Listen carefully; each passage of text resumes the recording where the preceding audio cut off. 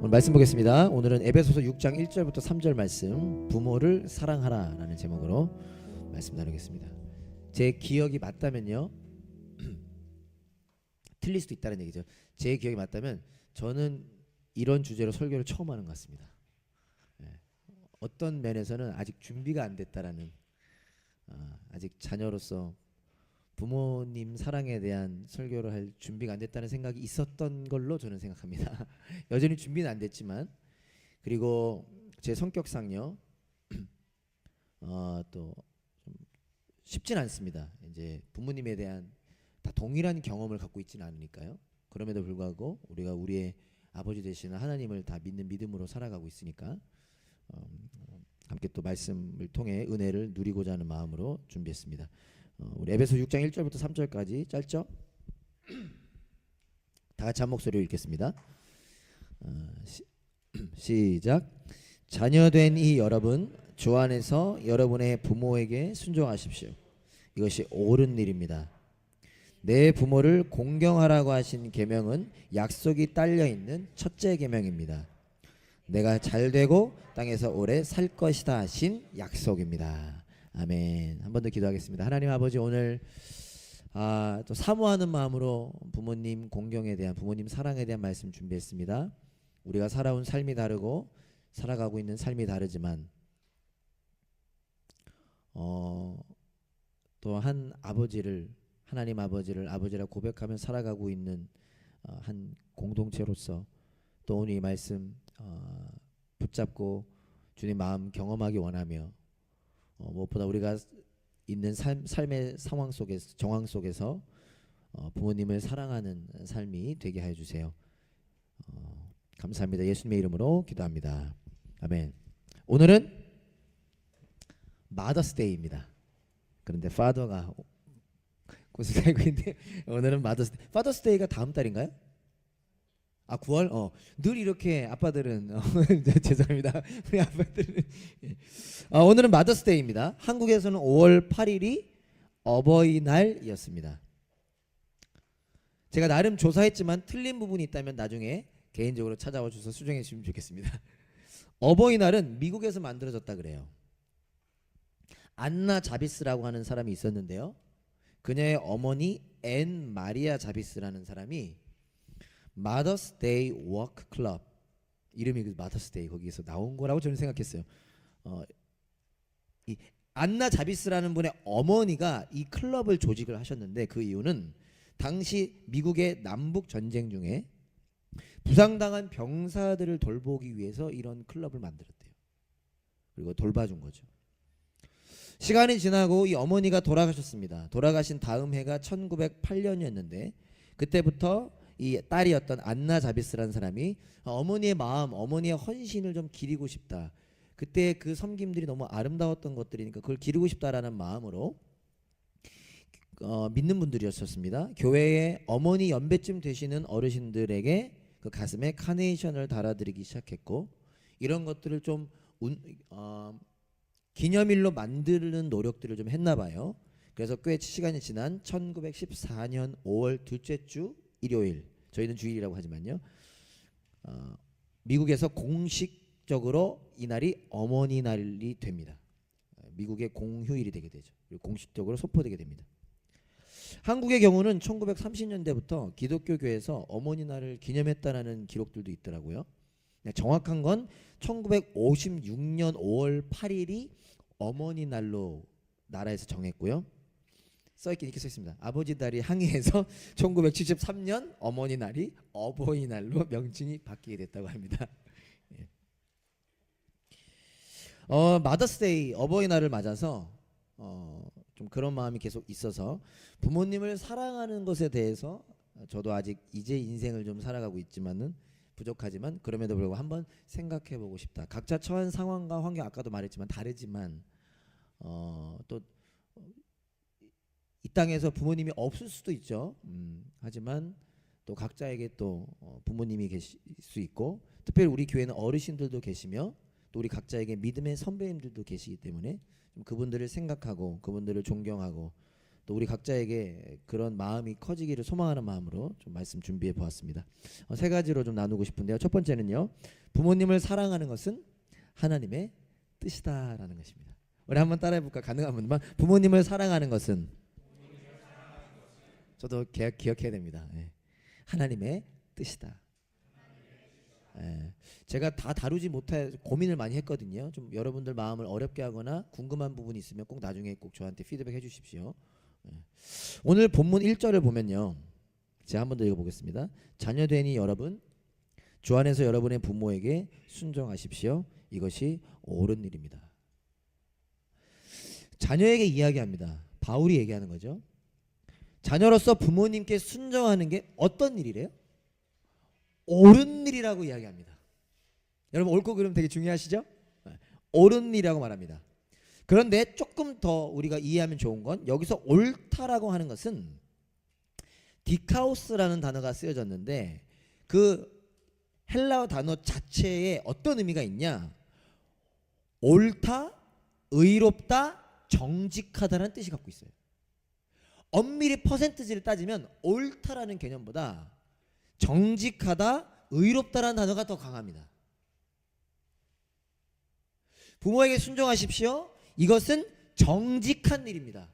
물론 뉘앙스는 비슷하지만, 의미는 비슷하지만 이것은 의로운 일입니다. 그러니까 무슨 말을 하고 싶은 거냐면요, 이미 한번 얘기하고 뭐 여러분 다 까먹을 확률이 크지만, 틀린 것의 반대적 개념은 아니라는 거예요. 사실 엄밀히 말하면 옳고 그르다의 개념의 옳다는 보다는 더 정확하게 말하면 의롭고 정직하다, 영어로는 right라고 나와 있는데, 이게 무슨 말이냐? 하나님께서 창조하신 본성이다라는 뜻입니다. 약간 뉘앙스는 다르죠. 틀리다의 반대라기보다 어쩌면 더 강할 수 있습니다. 하나님이 창조하신 모습이 부모를 공경하는 거라는 거예요. 다시 말한다면 하나님의 질서에 맞는 일이라는 것입니다. 하나님의 기준에 마땅한 일이다라는 것입니다. 그래서 사랑하는 여러분, 저와 여러분들이 오늘 이 시간 부족할지 몰라도 하나님을 믿는 믿음을 고백한다면, 여러분들이 하나님을 믿는다라고 고백한다면, 여러분 하나님 믿으시나요? 아멘이라고 고개를 끄덕이신다고 한다면, 우리가 하나님 나라를 살아가고 있는 하나님의 백성이라고 한다면, 오늘 이 말씀을 보다 깊이 경험하기 원하고 깨닫기 원하며, 어려울 수 있습니다. 제가 다 이해 못하면 어려울 수 있습니다.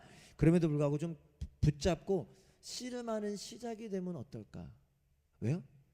이것은 하나님께서 하나님의 백성인 우리에게 하시는 말씀이기 때문에요.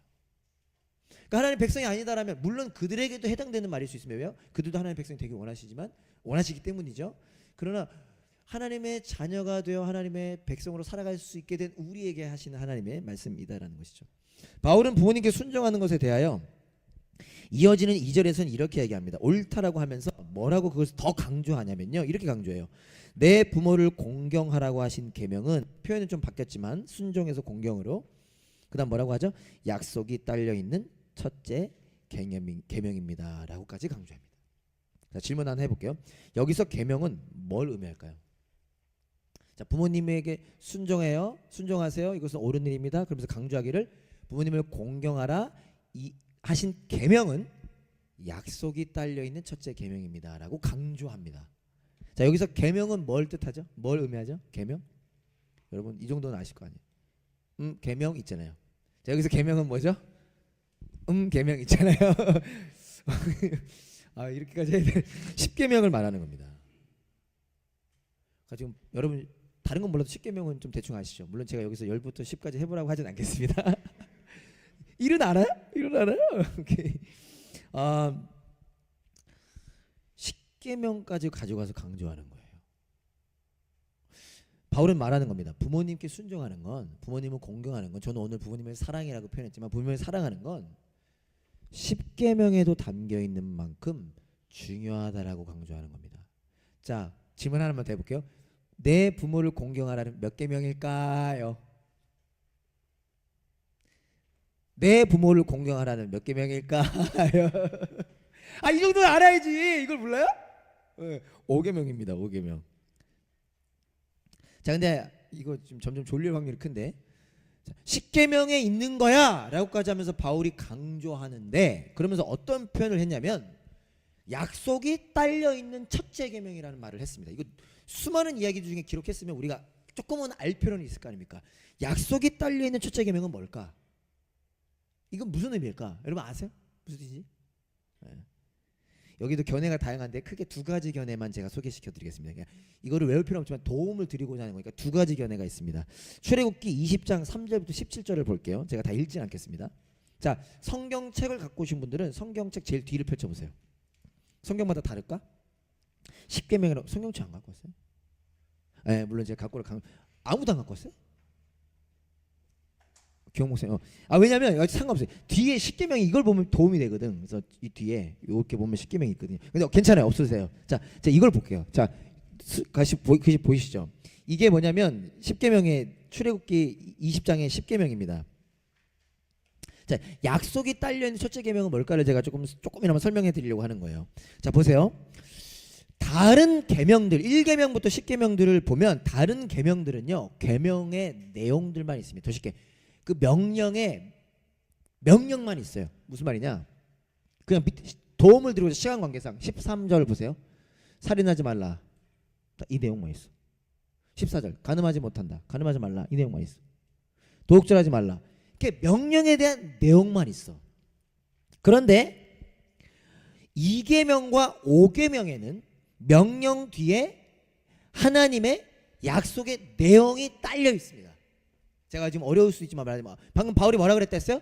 내 부모를 공경하라. 이것은 약속이 딸려 있는 첫째 계명이다라는 표현을 우리가 조금이나마 이해하고자 싶은 거잖아요. 다른 건 다 명령만 있는데 2계명과 5계명은 명령 뒤에 약속이 있습니다.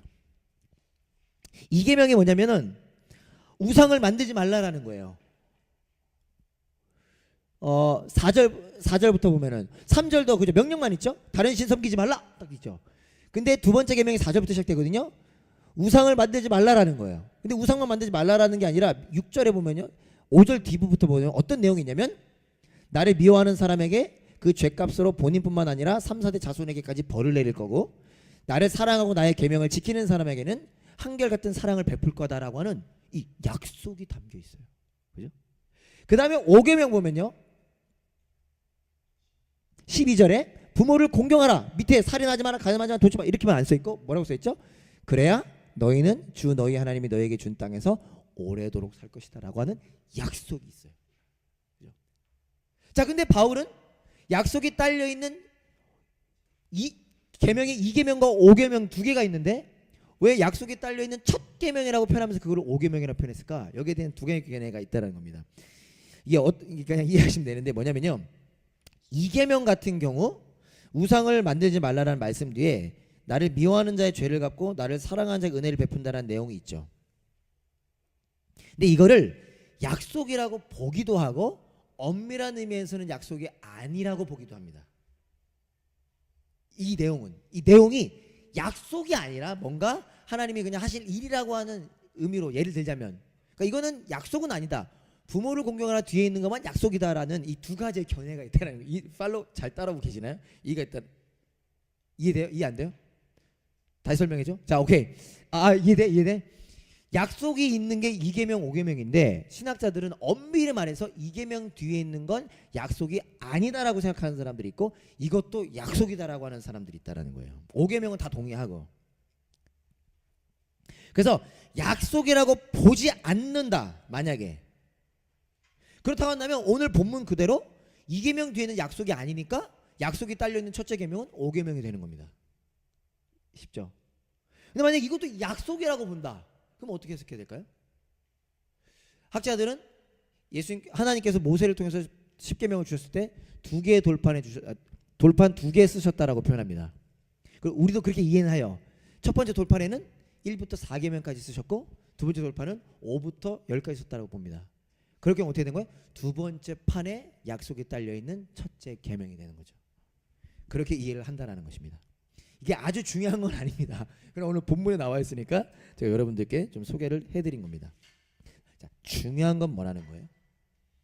이래나 저래나 중요한 건 부모님을 공경하는 것은 10계명에도 담겨 있는 만큼 중요한 내용이라는 겁니다.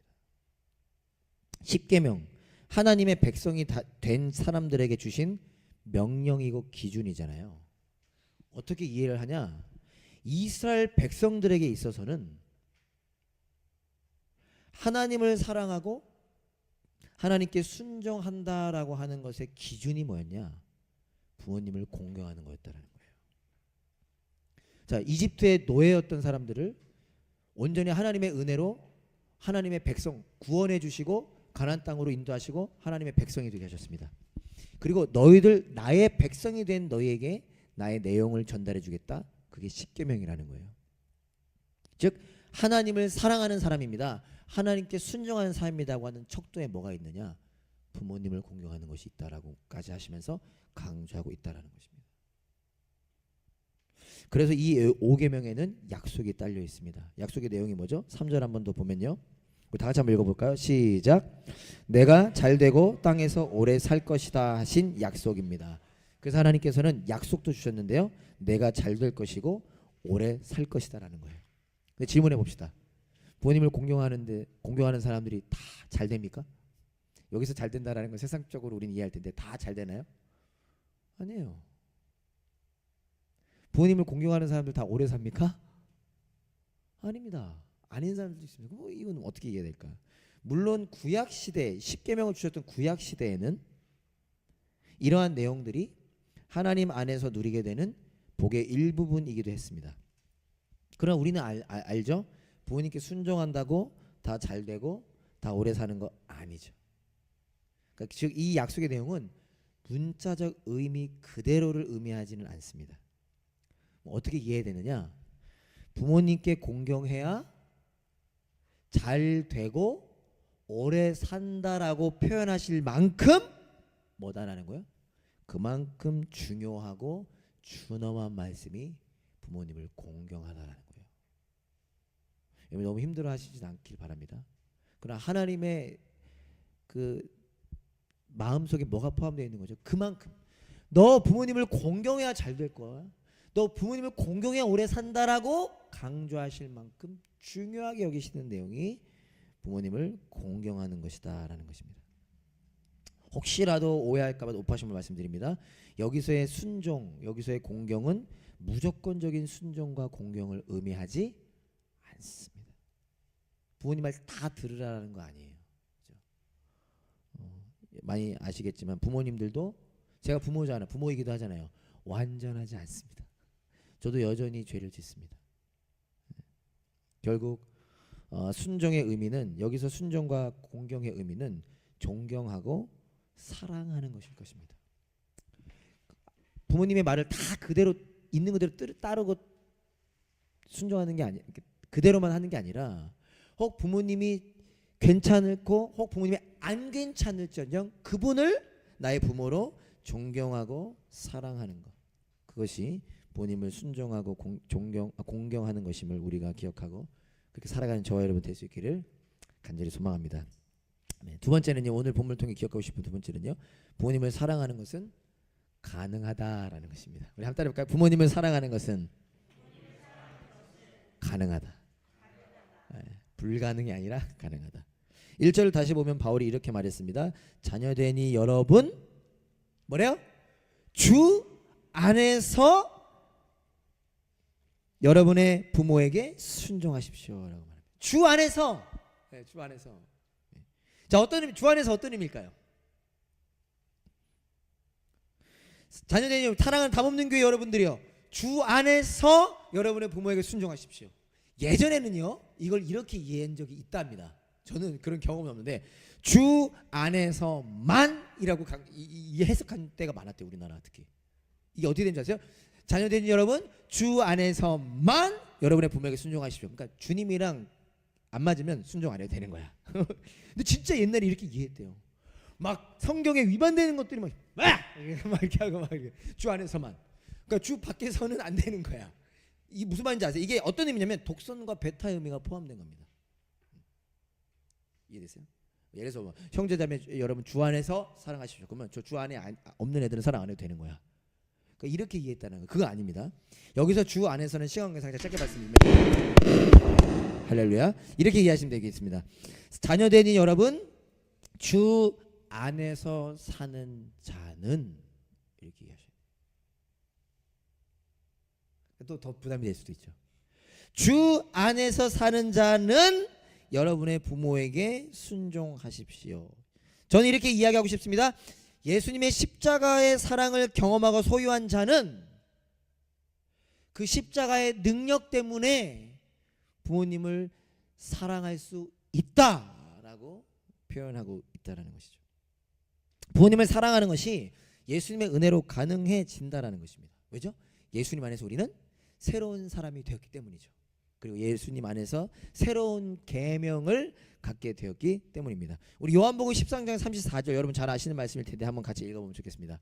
예수님께서 저와 여러분들에게 새로운 계명을 주셨죠. 그분의 십자가와 그분의 부활의 은혜의 능력으로 저희에게 허락하신 것인데요. 다 같이 한번 읽어보겠습니다. 시작. 이제 나는 너희에게 새 계명을 준다. 서로 사랑하여라. 내가 너희를 사랑한 것 같이 너희도 서로 사랑하여라. 예수님께서 새로운 계명을 주셨습니다. 이게 언제죠? 예수님 십자가에 못 박혀 죽으시기 바로 전날 밤이었습니다. 제자들의 발을 씻어주시죠. 얼마 전에 어떤 청년이 그런 말을 했는데 저에게는 개인적으로 와닿았습니다. 저는 그런 생각은 못 해봤던 것 같아요. 아니면 전도사 시절에 분명히 했던 것 같은데 막 자기가 간증을 은혜를 막 나누면서 예수님은 막 무좀난 발 똥 묻은 발 막 이런 거 다 닦아주셨는데 난 그렇게 생각을 안 해본 거야. 내 발만 생각했던 거야. 제 발 생각보다 깨끗하거든요. 근데 맞죠. 예수님께서 제자들의 그 더러운 발을 씻어주신 다음에 하신 말씀이죠. 서로 사랑하여라. 이미 들어보셨겠지만 저도 여러분 얘기했고요. 한 번 더 기억합시다. 근데 이 서로 사랑하라는 계명을 예수님 뭐라고 말씀하셨냐면 새 계명을 너에게 준다 말씀하셨습니다. 근데 여기서 새 계명이 무엇인가라고 하는 것이에요. 여기서 새 계명 여러분 여전히 이렇게 생각할 수 있습니다. 예전에는 없던 새로운 거. 근데 엄밀히 말해서 여기서 새 계명의 새는 그게 아니에요. 이전에 존재하지 않았던 새로운 계명을 의미하는 게 아닙니다. 왜냐면요, 하나님은 구약 시대부터 이미 서로 사랑하라는 말은 계속 하셨어요. 없던 말이 아닙니다. 여기서 새 계명의 새는요, 이전의 계명, 이전의 율법보다 완성된 개념에서 새롭게 하셨다는 의미입니다. 좀 어려우시지만 잘 들어보세요. 어떤 의미냐면요, 여기서 새롭다라고 하는 건 이전에는 제대로 이해하지 못했던 걸 제대로 이해하게 해주겠다라는 것입니다. 이전에는 너희들이 하지 못했던 걸 이제는 내가 할 수 있게 해주겠다라는 것입니다. 그런 의미에서 새롭다라는 뜻입니다. 하나님이 이스라엘 백성들에게 계속해서 서로 사랑하라고 말씀하셨는데 그들은 그 사랑의 개념을 몰랐어. 왜냐하면 이방인들을 짐승 취급했는데 그들이 사랑한다는 개념은 그거였는데 제대로 이해하지 못했고 또 사랑할 수 있는 실력도 없었습니다. 예수께서 말씀하시는 거예요. 내가 너희에게 새로운 계명을 주겠다. 그것은 어떤 의미라고요? 내가 이제 너희를 위해서 죽을 건데 죽고 너희들 마음속으로 들어올 건데 나를 통해서 너희들이 깨닫고 나를 통해서 실천할 수 있는 새로운 계명을 너희에게 주겠다. 이것은 나의 아버지께서 옛날부터 계속 해오셨던 말이지만 너희들이 다시 깨닫고 이제는 실천할 수 있을 것이다. 그런 의미로 새 계명이다라는 뜻입니다. 그래서 서로 사랑할 수 있다는 것이죠. 중요한 것은 그 일이 어떻게 이루어지는 것이죠? 내가 너희를 사랑한 것 같이. 예수님의 사랑을 경험하고 예수님의 사랑을 소유할 때, 예수님이 발 닦아주심을 경험하고 예수님이 나를 위해 죽으셨다라는 것을 경험했을 때 그때 서로 사랑하는 일이 일어나는 거죠. 그러니까 그 직전까지 으르렁거리며 싸웠던 제자들이 예수님의 십자가 부활을 경험한 후에 서로 사랑하는 사람들이 되지 않습니까? 부모님을 사랑하는 것도 마찬가지라고 이야기하는 것입니다. 과거에 우리의 실력으로는 부모님 사랑 못해요. 부모님이 우리의 사랑하시지. 자녀들은 자녀 키워봤자 이런 말이 나올 정도로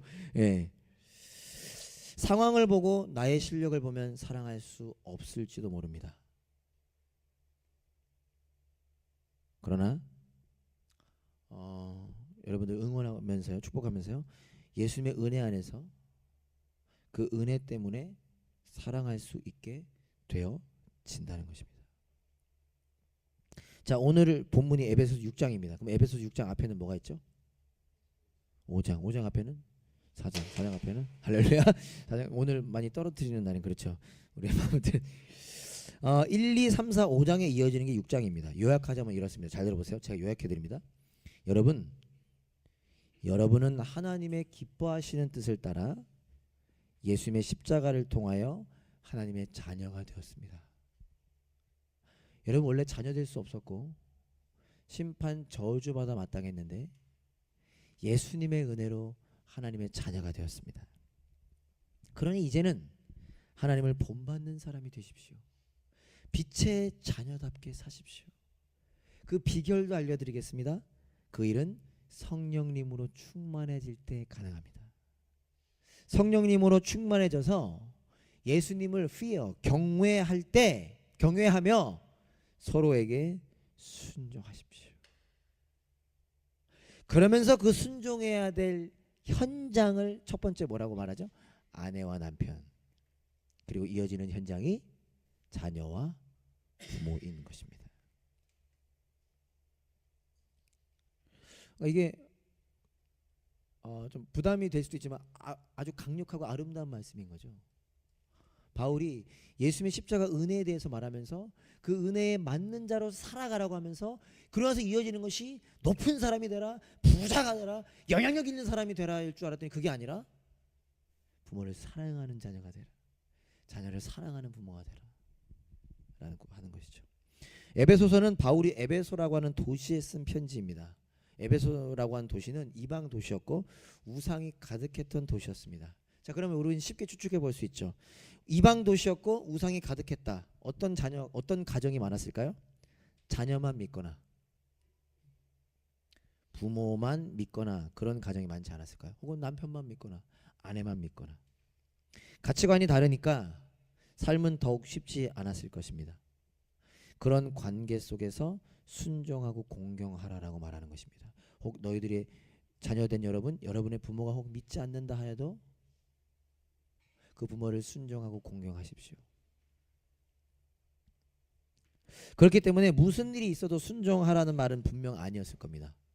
더군다나 믿지 않는 부모님들이라고 한다면 얼마나 우리의 삶과 가치관의 차이가 있겠습니까? 때로는 지혜가 필요하고 때로는 용기가 필요하고 때로는 갈등도 필요했을 겁니다. 저는 이렇게 말하고 싶어요. 교회 가지 말라고 할 때 교회를 가야 되는 일도 있었을 것입니다. 물론 가지 말라 할 때 안 가야 되는 일도 있었겠죠. 성경 읽지 말라고 해도 읽어야 되는 상황이 있었을 겁니다. 성경 읽지 말라 했을 때 때로는 읽지 않는 것도 필요할 수는 있었겠죠. 중요한 건 뭐죠? 바울이 말하고 있는 너의 부모를 순종하고 공경하라고 하는 그 깊은 의미는 무엇이냐? 그렇게 쉽지 않은 상황 속에서도 뭘 기억하라는 거예요? 여전히 나는 예수님을 믿는 예수님의 사람이라는 사실을 기억하라고 하는 거겠죠.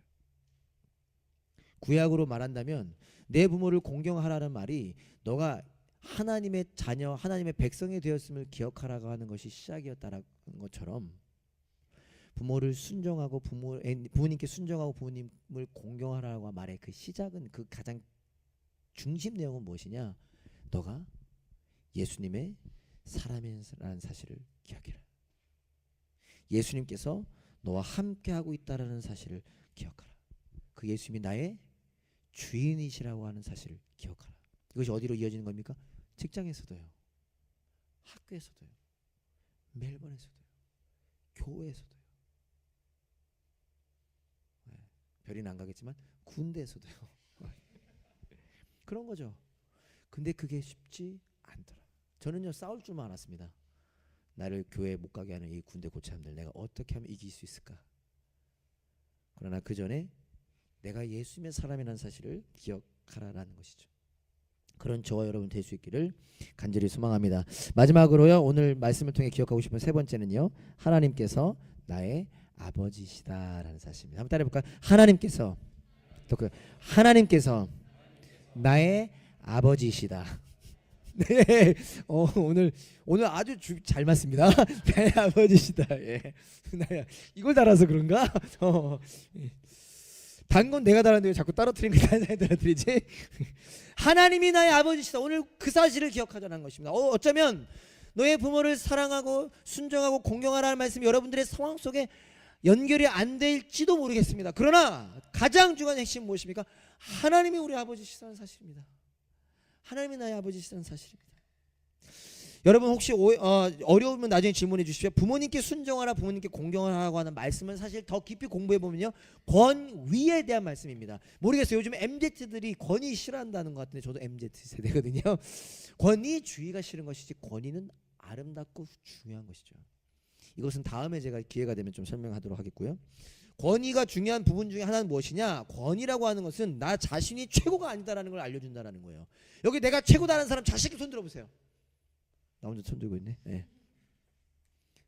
그 사람 진짜 큰일 난 사람이야. 자기가 최고라는 사람. 그러니까 자신감을 갖는 건 다르죠. 나에게는 내가 머리 숙여야 할 대상이 있다는 걸 가르쳐주는 말씀이 권위입니다. 우리 위에는 하나님이 계시죠. 교회의 머리도 예수님이시죠. 그리고 이 말씀은 우리로 하여금 하나님이 누구신지를 기억하게 합니다. 하나님은요, 사도행전 4장 24절 그냥 제가 읽어드리겠습니다. 하늘과 땅과 바다와 그 안에 있는 모든 것을 지으신 분이 하나님이십니다. 믿으시나요? 아멘. 하나님이 어떤 분이신지를 잊으면 안 돼요. 그분이 모든 걸 만드신 분이십니다. 디모데전서 6장 15절에는 보면은, 이거는 준비해서 같이 읽어보죠. 우리 두 번째 줄부터 하나님은, 여기서부터 읽어보시죠. 시작. 하나님은 찬양 받으실 분이시요 오직 한 분이신 통치자시요 만왕의 왕이시요 만주의 주이십니다. 십계명이라고 하는 것이, 혹은 성경의 말씀들이 하나님이 누구신지 우리에게 기억해야, 그게 복이라는 거예요. 그걸 모르니까 자꾸 공격하는 거지. 그렇죠? 아이들에게 부모가 있다는 게 얼마나 아름답고 감사한 일입니까? 마찬가지로 하나님이 누구신지를 우리에게 보여준다는 사실입니다. 더 놀라운 것은 무엇이냐면요, 성경은 말하기를 그 온 우주 만물을 만드신 유일한 참 하나님께서 저와 여러분들의 아버지 되어주셨다는 사실입니다. 이건 인간의 논리는 있을 수 없죠. 예수님도요, 자기를 죽이려고 하는 사람들에게 오셨지 않습니까? 저는 절대로 그 일은 불가능하다고 봅니다. 어떻게 자기를 죽이려고 하는 사람을 위해 오셨고 저들을 용서해달라는 말을 하죠. 인간의 논리는 불가능하죠. 세상 어디에서도 불가능하죠. 근데 자신을 떠난 죄인들의 아버지 되어주셨다라고 말합니다. 로마서 8장 14절 15절인데 이것도 중요하니까 한번 읽을 수 있는 분들 같이 한번 읽어보겠습니다. 너무 아름다운 말씀입니다. 같이 한번 읽어볼까요? 시작. 하나님의 영으로 인도함을 받는 사람은 누구나 다 하나님의 자녀입니다. 여러분은, 시작, 여러분은 또다시 두려움에 빠뜨리는 종살의 영을 받는 것이 아니라 자녀로 삼으시는 영을 받았습니다. 그래서 우리는 그 영으로 하나님을 아빠, 아버지라고 부릅니다. 할렐루야. 하나님께서 예수 그리스도를 통하여 저와 여러분들로 하여금 하나님을 아빠, 아버지라 부를 수 있게 하셨다는 사실입니다. 한국말에게 맞는 것도 감사하지. 아바, 아버지, 아빠, 아버지. 혹시 여러분 아빠라는 말이 어색하신 분들 계십니까? 저는 조금 어색하긴 한데 이제 아버지가 익숙해져 가지고. 근데 아빠 얼마나 아름다워. 아빠, 엄마. 혹 어색하신다면 하나님 아빠를 통하여 그 아빠라는 단어가 편해지시길 정말 축복합니다. 아빠, 아버지라 부를 수 있다. 여러분 탕자 이야기 아시죠? 팀 켈러 목사님이 탕부 하나님이란 책으로 또 쓰셔서 감사하기도 한데, 그 부분이 둘째 아들 이야기 아시죠? 집 나간 둘째 아들. 저도 아직 이런 집을 나가본 적도 없고 그걸 경험한 목적도 잘 모르지만은, 여러분 둘째 아들이요 아버지에게 유산을 달라고 합니다. 이거 설교 때 많이 들어보셨을 거예요. 이거는 그 당시 이스라엘 문화에 있을 수가 없는 거거든. 아버지 얼른 돌아가셨으면 좋겠습니다. 이 느낌으로도 이해가 된다 그러더라고. 어쨌든 둘째 아들이 아버지에게 유산 달라고 합니다. 그 나가서 허랑방탕하게 살죠. 막 살아요. 친구들이 있는 줄 알았는데 돈 떨어진 거 친구들 다 도망가고 없어졌습니다. 굶어 죽일 지경이 됐습니다. 그래서 돼지들이 먹는 쥐염 열매를 먹죠. 먹다가 감사하게도 은혜 속에 깨닫죠. 내가 이렇게 살 바에야 아버지께 돌아가자. 감히 내가 자녀가 될 권리는 없으니. 왜? 그게 그 당시 문화였어요. 그래서 우리는 이해 못할 수 있지만 자녀가 될 수는 없으니 종으로라도 삼아달라 하자. 아버지의 종이 지금 내 현실보다 나으니까. 그리고 다시 아버지께로 돌아갑니다. 누가복음 15장 24절에 보면요, 돌아온 둘째 아들을 향해서 이런 말을 합니다. 있나요? 어떤 말을 하냐면, 둘째 아들을 향해서 그렇게 허랑방탕하게 살다가 돌아온 아들에게 나의 이 아들은 이렇게 표현해요. 죽었다가 살아났고. 잘 들어보세요. 내가 잃었다가 되찾았다. 자, 근데 저 같은 경우는 여러분 잃었다가 되찾은 건 이해가 돼요. 근데 여러분 왜 죽었다가 살아났다고 표현했을까요? 잃어버렸기 때문에 죽었다라고 느낄 수도 있죠. 어떤 삶을 사는지 모르니까 죽었다고 느끼고, 그것도 맞습니다. 근데 다른 의미가 포함되어 있습니다. 그게 뭐냐면요, 제가 좀 도움을 드리고자 신명기 21장 18절 21절을 읽어볼게요. 제가 오늘 시간 관계상 생략했는데요, 십계명을 통하여 십계명을 중심으로 구약 성경에는요 부모님을 공경하지 않는 자녀들에 대한 엄청난 엄중하고 살벌한 법들이 많습니다. 제가 오늘 다 읽어드리진 않을 텐데 부모님을 저주해도 바로 죽어요. 부모님이 불순종에 죽습니다. 그게 구약시대였습니다. 제가 하나만 예를 들어서 읽어드릴게요. 어떤 사람에게 아버지의 말이나 어머니의 말을 전혀 듣지 않고 반항만 하며 고집이 세어 아무리 타일러도 듣지 않는 아들이 있거든. 이게 구체적으로 설명합니다. 이게 신명기 법이에요. 그 부모는 그 아들을 붙잡아다 그 성읍의 장로들이 있는 성문 위에 회관으로 데리고 와서 그 성읍의 장로들에게 우리 아들이 반항만 하고 고집이 세어서 우리의 말을 전혀 듣지 않습니다. 방탕한 데다가 술만 마십니다 하고 호소하십시오. 그러면 그 성읍의 모든 사람이 어떻게 한대요? 그를 돌로 쳐서 죽일 것입니다. 이렇게 하여 당신들 가운데 악을 뿌리 뽑아야 합니다. 그래야만 온 이스라엘이 그 일을 듣고 두려워할 것입니다. 여러분 이해 안 될 수 있지만 구약시대엔 실제 이 법이 있었습니다. 이런 뭐라 해야 하여간 나쁜 자녀들은요 돌 맞아 죽었어요. 자, 제가 무슨 얘기를 하냐면 아까 누가복음 15장 24절에 죽었다가 살아났다. 왜 그렇게 표현되냐면요, 여러 의미가 있지만 그 중에 하나가 뭐냐면 바로 이 법 때문이에요. 구약 성경에 의하면 이 집 나간 둘째 아들은 돌 맞아 죽어야 돼요. 아버지한테 유산을 달라고 한다? 가서 허랑방탕하게 살았다? 돌 맞아 죽습니다. 그래서 그 당시에 예수님이 이걸 비유로 얘기하신 거잖아요. 양의 비유, 드라크마 비유, 그 다음에 잃은 아들 얘기하잖아요. 그 당시 수많은 이스라엘 사람이 듣고 있었을 거 아닙니까? 듣다가 이 이야기를 들으면 어떻게 반응이 나오냐면 이제 이 아들 죽겠구나 이러고 듣고 있는 거야. 이 아들이 이제 돌 맞아서 죽어야 되겠네. 근데 예수님 뭐라고 하신 거예요? 죽었다 살아났으며 이렇다가 되찾았다. 예수님의 이야기는 놀라운 그 이스라엘 시대에 일어나지 않았던 놀라운 반전이 일어나는 것이죠. 그 장면들 여러분 아실 테니까 성경을 읽지 않겠습니다. 어떤 반전이죠? 아들이 돌아온다? 잡아다가 돌 터서 죽여야 되는데 그 일이 아니라 갑자기 아버지가 아들 향해 뛰어갑니다. 유대인들은 안 뛰어요. 여러분 주위에도 안 뛰는 사람도 있기는 있잖아요. 유대인들 안 뛰면 유대인 성인 남성 안 뛰어요. 근데 신발도 벗은 채로 뛰어갑니다. 그죠? 어떻게 하죠? 그의 목을 끼어안고요. 그에게 입을 맞춥니다. 옷 중에 가장 좋은 옷을 입히고 자신 손에 있던 반지를 끼워줍니다. 무엇을 말씀하고 계신 것이죠? 죽었다가 살아난 거죠. 누굴 통해요? 하나님 아버지의 사랑 때문에요. 누굴 통해? 예수 그리스도 통해. 그분이 이 둘째 아들이 당해야 하던 죽임을 대신 당하심으로 그 자격 없는 죄인을 하나님의 아들 되게 하신 것이 십자가의 은혜인 것이죠. 여러분 오늘 다시 한번 기억합시다. 이 은혜가요 저와 여러분들에게 허락된 은혜입니다. 이 사랑이 우리에게 허락된 사랑입니다. 하나님께서 저와 여러분들에게 아버지 되셔서 그 아버지의 사랑을 베풀어 주기 원하시는 것입니다. 혹 이 땅에서 그 사랑을 못 경험했다 하더라도 내가 완벽한 나의 아버지의 사랑을 너에게 보여주겠다. 그리고 그 일을 위하여 내가 나의 아들을 이 땅에 보내겠다. 그분의 아들 예수 그리스도는 그 일을 우리에게 허락하시기 위하여 자진하여 기쁨으로 이 땅에 오셔서 십자가에 죽는 결정을 하신 것입니다. 여러분 이것이 저와 여러분들 향한 하나님 아버지의 사랑이라는 사실을 오늘 다시 한번 기억하기 원하는 것입니다. 아멘. 말씀 마치겠습니다.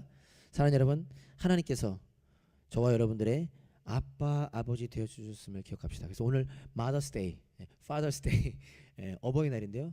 그 하나님의 아버지를 기억합시다. 그분께 우리의 감사를 표현합시다. 그리고 그분을 소망합시다. 자격 없는 우리를 자격 있게 하셨습니다.